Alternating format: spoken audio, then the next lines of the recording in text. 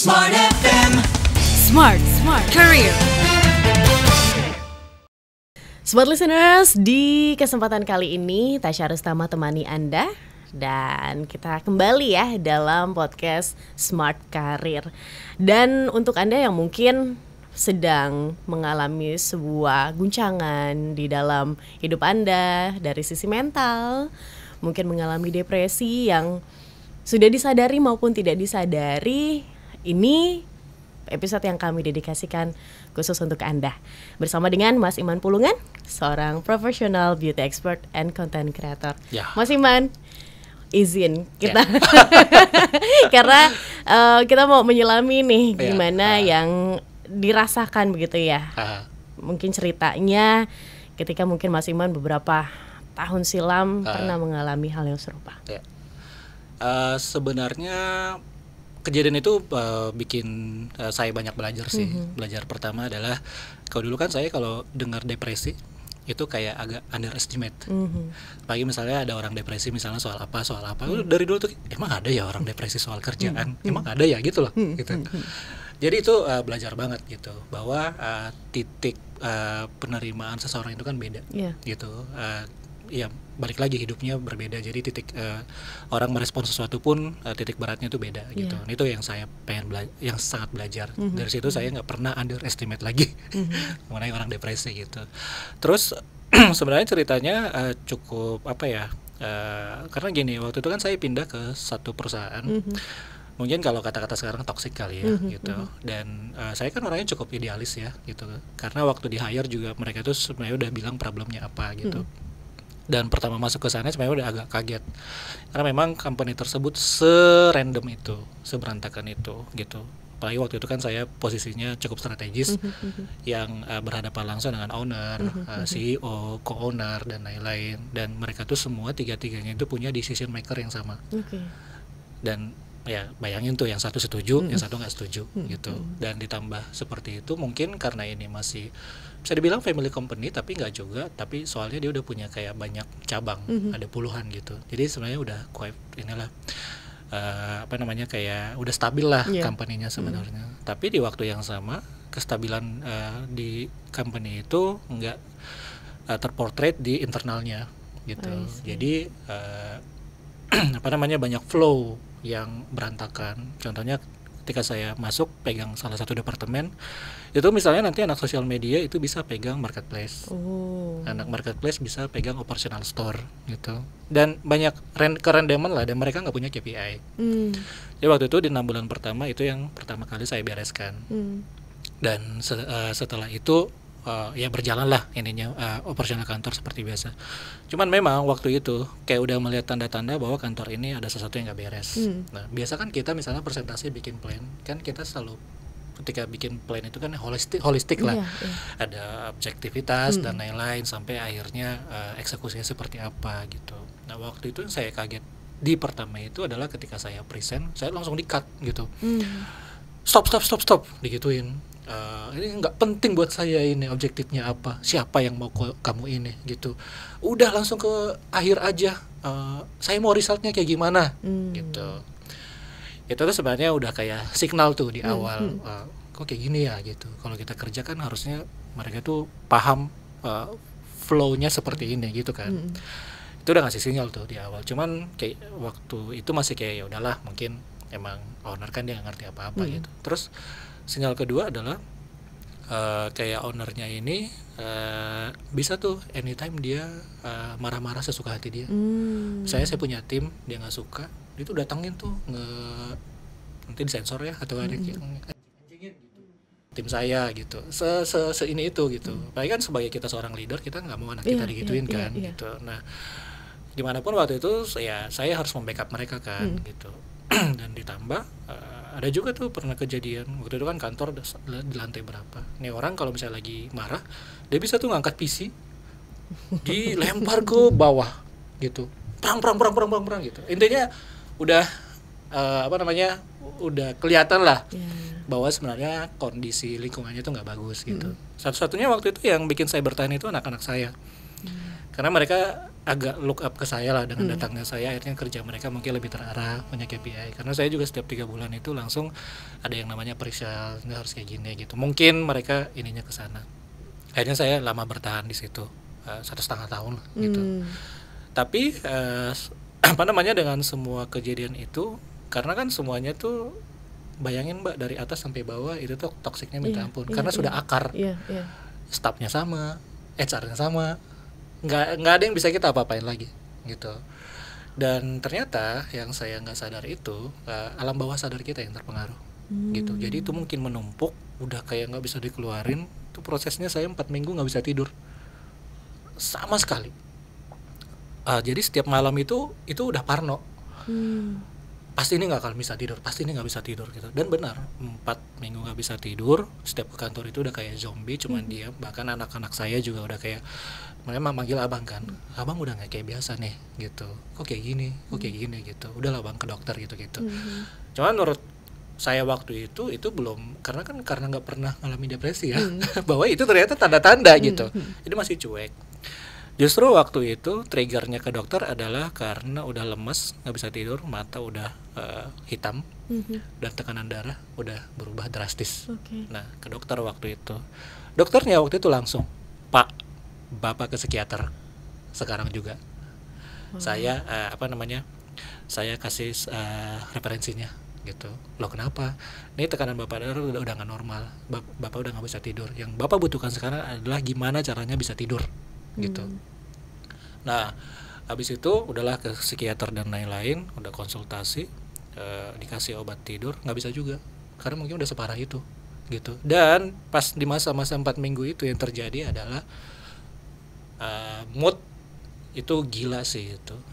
Tengah malam nggak bisa tidur, cuman duduk di tembok, dan kita kadang mau teriak, nangis gitu. Itu yang terjadi selama 4 minggu, udah kayak gila gitu. Terus di kantor kita kayak berusaha nggak ada apa-apa, karena gimana pun ada anak-anak kan. Bahwa saya kan ada 10-an orang gitu, ya tetap leader yang inilah gitu. Tapi yang gak enaknya itu setelah pulang dari sana merasa kosong gitu. Terus di masa-masa itu kayak kehilangan jati diri lah gitu. Karena gini, maksudnya ya saya juga punya kredibilitas kan, histori kerjaan yang mungkin cukup bagus gitu. Sampai di situ, apakah emang gue sebodoh ini gitu? Apakah gue emang nggak mampu di sini gitu?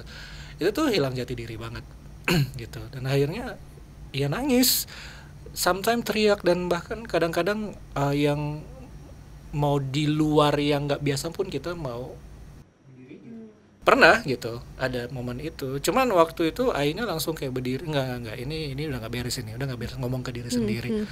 Terus kalau udah muncul itu ngomong ke diri sendiri, ngeluarin suara, enggak Iman, ini karena ini prosesnya kayak gini aja, lu harus ke dokter gitu. Udah akhirnya ke dokter, psikiater juga kayak gitu. Pas ngobrol itu cuma nangis gitu segala macam gitu. Dan dikasih obat, pertama nggak mempan, obat kedua baru mempan, karena dia akhirnya ngeracik, nambah ini nambah itu gitu. Akhirnya baru bisa tidur gitu. Dan prosesnya kayak gitu, dan agak struggle gitu. Tapi lebih struggle-nya adalah pas transisi mau putus obat gitu. Pada saat kita dapat obat itu kan artinya kan dia ngepres semua kan, kesedihan kita, kebahagiaan kita udah nggak ngerasa apa-apa gitu. Tapi waktu itu pun saya mikir, saya nggak mau terlalu ketergantungan sama obat gitu. Walaupun waktu itu dokternya nyaranin berapa kali sehari, saya hanya minum sekali gitu, karena nggak mau tergantung gitu.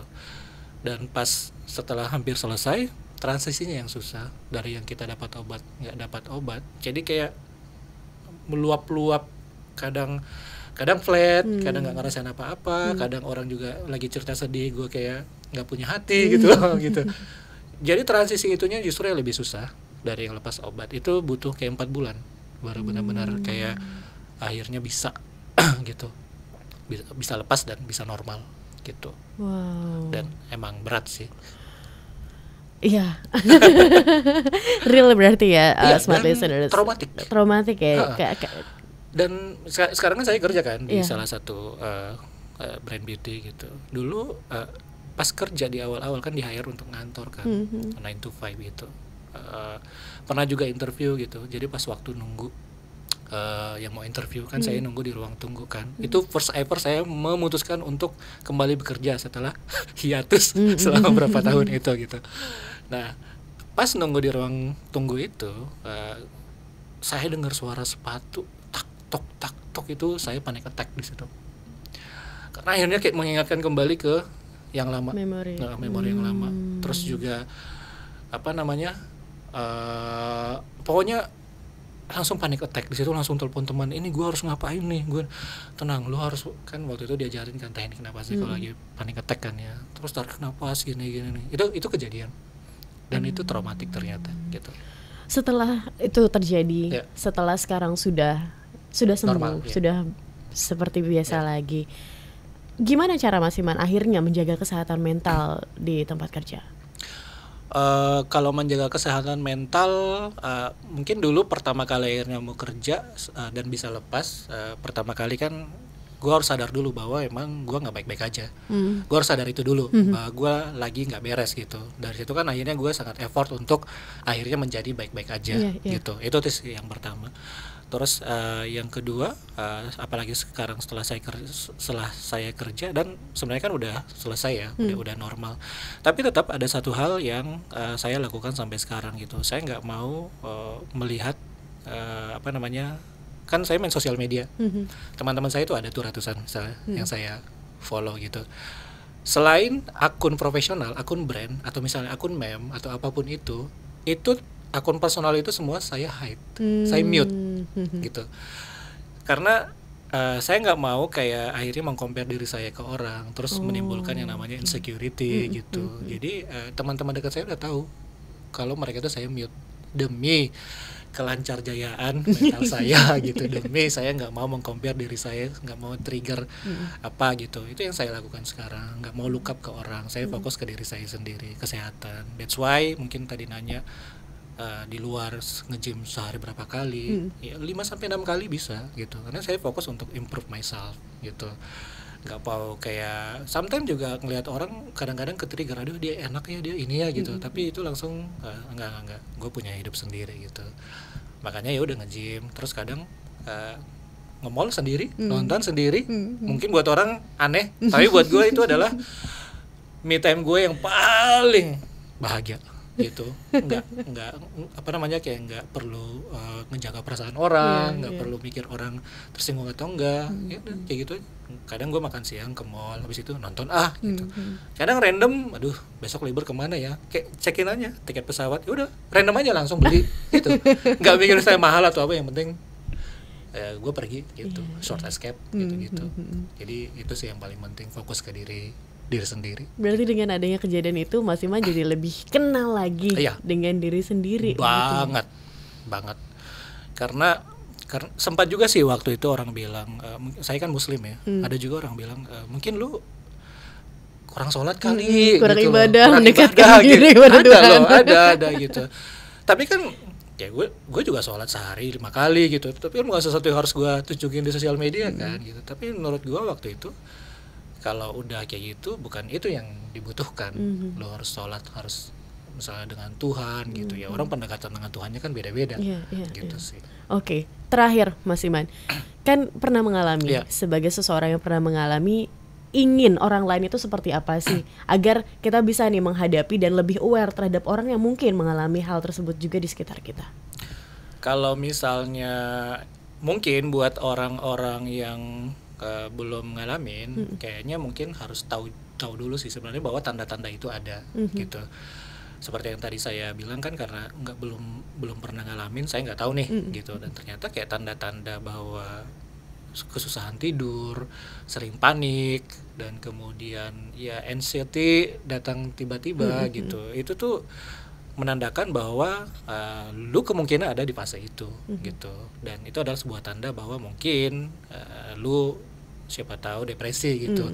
Karena kemarin juga aku dapat DM, aku kan cukup interak dengan followers kan, mereka juga bilang, bang aku tuh lagi nangis, aku tuh lagi capek, dia bilang gitu, gue tuh harus gimana gitu.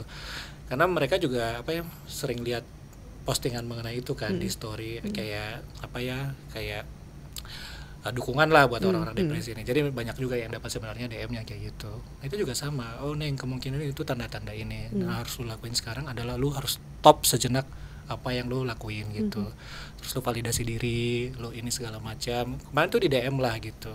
Kemudian ada, apalagi sekarang ya karena udah pernah ngalamin dan itu sangat nggak menyenangkan. Ada yang kayak gitu, biasanya saya langsung lebih proaktif ke mereka. Gimana Neng, udah ini belum? Apa yang dirasain sekarang gitu. Karena kalau enggak, karena orang-orang seperti ini kan yang mereka butuhin adalah orang teman buat cerita, tempat sharing. Dan makanya tadi sebenarnya ada yang bilang, duh kurang sholat kali gitu. Itu kita dijudge, itu kita nggak butuh gitu. Kita butuh didengar cerita biar nggak ada yang dipendam lagi. Di awal mungkin itu buat orang-orang yang belum mengalami. Tapi buat orang-orang yang ternyata mungkin lagi di fase itu gitu. Kalau pesan saya, lu jangan pendam sendiri gitu. Lu cari orang terdekat lu yang bisa lu ajak cerita gitu. Dan karena kalau lu pendam sendiri itu bahaya. Karena ada aja trigger-trigger dari dalam. Kayak misalnya dulu pas di fase itu gue juga lagi nge-gym. Kan tempat gym di lantai berapa ya? Apa lompat aja ya? Ada itu gitu. Dan lu harus sadar juga yang kayak bisikan-bisikan itu tuh kayak hanya apa ya, kayak emang lagi mood lu kayak gitu aja gitu. Bukan berarti lu harus ngelakuin itu gitu. Ya itu biasalah gitu. Jadi mungkin yang udah ngalamin ya lu cari teman cerita. Kalau ternyata memang butuh penanganan profesional ya nggak apa-apa juga gitu. Bukan berarti kita gila, bukan berarti apa. Memang kita butuh itu gitu. Apalagi kan kita juga nggak tahu background masa kecil kita, keluarga, itu juga salah satunya bisa, karena saya pelajari dari dokter kemarin ya, dengan adanya kejadian saya kemarin, akhirnya kayak mengeluarkan semua luka-luka lama, kayak nge-trigger lagi, akhirnya itu numpuk gitu. Nah, dengan kita datang ke profesional, mereka nanti akan ngebantu mengarahkan gimana caranya akhirnya kita bisa menerima semuanya, berdamai gitu. Dan kita nggak gila, enggak. Semua orang pasti ada fase itu gitu sih. Baik, dan gak ada manusia yang tumbuh tanpa trauma. Pasti. Jadi jangan malu untuk mendapatkan tolongan dari profesional. Oke. Terima kasih Mas Iman. Sama-sama. Sudah berbagi, dan semoga saja untuk Anda yang masih struggle bisa punya alasan lagi begitu ya Mas Iman ya, untuk bisa semangat lagi di dalam menjalani kehidupan. Benar. Dan ini dia akhir dari podcast kami dalam podcast Smart Career. Pastikan Anda juga dengarkan episode-episode lainnya. Dan kami pamit undur diri. Akhir kata, saya Tasya Rustama dan Iman Pulungan. Kami pamit. Sampai jumpa. Bye. Bye. Smart FM. Smart Career. Make your future better.